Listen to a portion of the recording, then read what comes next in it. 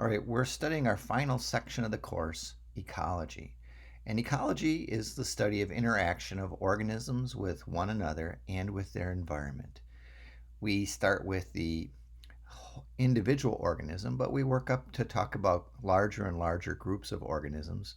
And we talk about things like energy, nutrients, movement of individuals, and whole populations.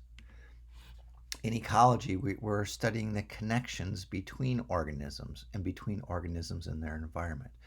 We often refer to things like competition, predation, mutualism, these types of interactions, and we often study them at different levels. There's a hierarchy at which we could study, and it starts with the individual organism, the things that affect the organism, but then it includes groups of the same species, populations, groups of several species interacting in one area, a community, the interactions between those communities and their physical environment, and then whole large regions like biomes or even the whole Earth.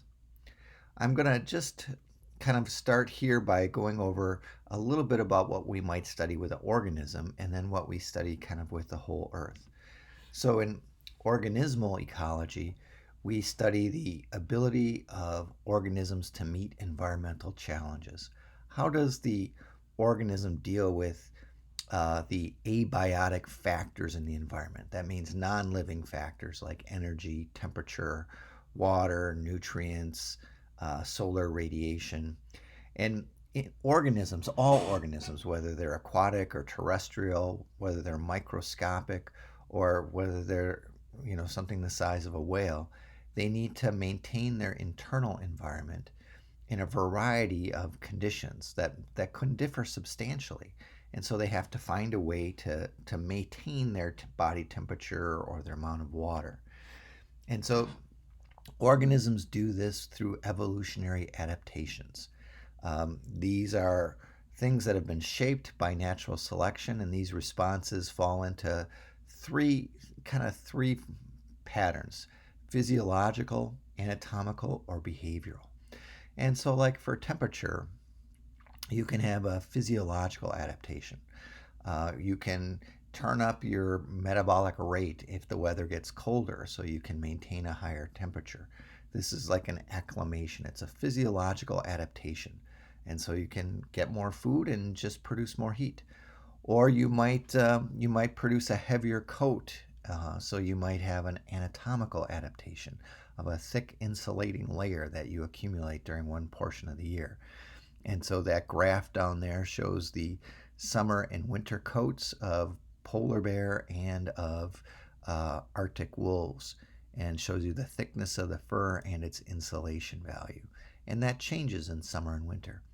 Or you can have a behavioral response, like this Arctic fox here that has a behavior where it'll uh, find a position where it's likely to lose less heat.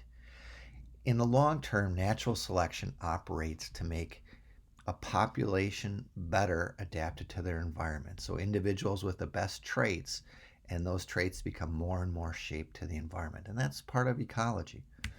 Okay.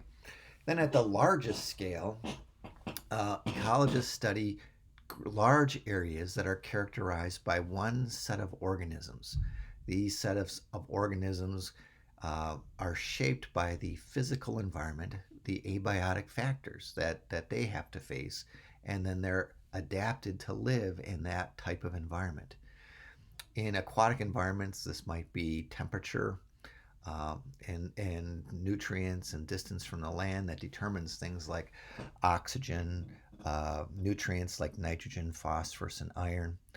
And so the producers that are best able to do that will dominate that environment, and the large animals will be ones that can survive in that condition.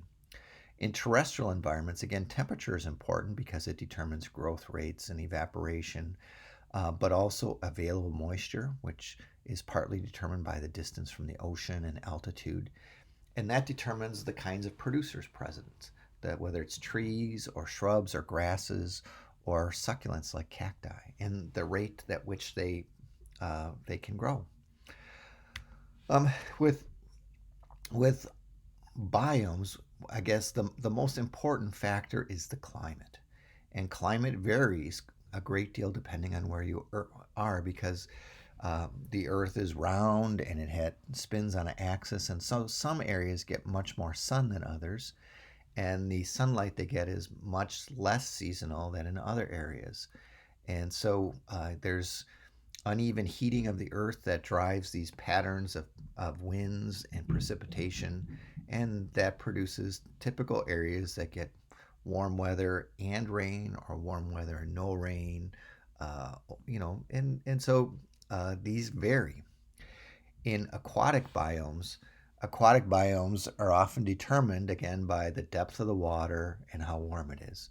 So coral reefs are typically found in the tropics where there's clear water, moderate levels of nutrients.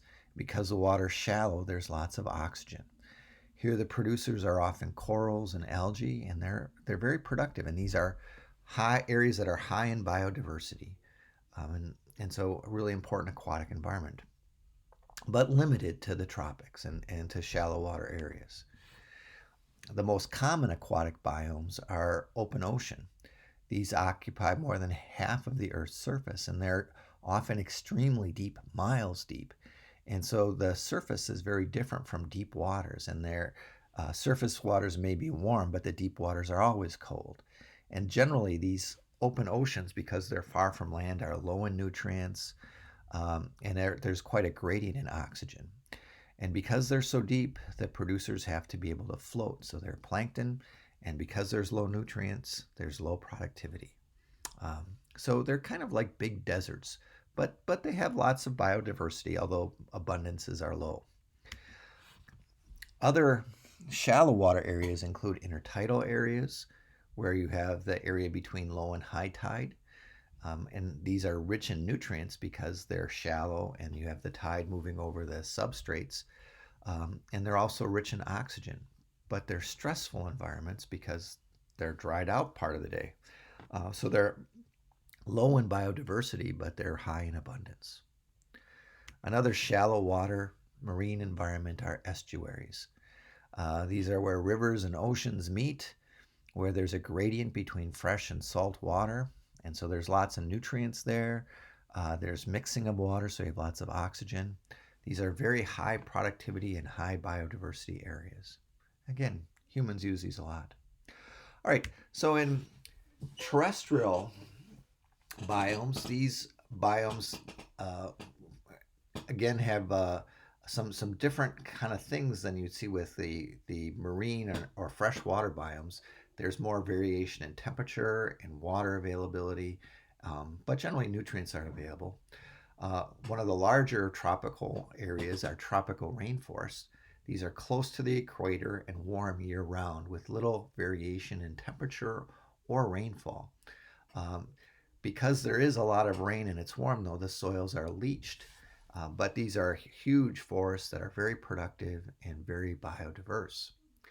In contrast, temperate forests, which are going to lie in regions that have high seasonality, much less rainfall, they have um, very fertile soils with lots of nutrients stored in the soil. In areas where these are kind of warm weather with long growing season, these are broadleaf or deciduous trees. But in places where there are short growing seasons, these are conifers. So these have high biomass, but relatively um, low biodiversity, and they're often good for agriculture. So humans often convert this to ag. Likewise, temperate grasslands again have high seasonality, but they'd have less rainfall than forests, and so grasses become the dominant plants. Here again, soils tend to be nutrient rich and deep. Grasses dominate, and these turned out to be really good for large grazing animals that can eat grasses, like bison and cattle. These too are great for agriculture, and so we convert a lot of them. Okay, and then uh, even drier than grasslands are deserts, and in deserts, water loss exceeds precipitation. And since there's kind of drought all the time, their soil is very low in organic matter, low in plant cover. So abundance of animals and plants is relatively low, although biodiversity may be high, and these animals may have strong adaptations to this dryness. Okay, so in summary, ecology is the scientific study of interactions between organisms and their environment. Ecologists work at several levels: populations, communities, ecosystems, biomes, and the whole biosphere. Individual organisms reveal evolutionary adaptations like physiological, anatomical, or behavioral responses to maintain homeostasis. And biomes are large areas distinguished by predominant organisms associated with particular abiotic factors.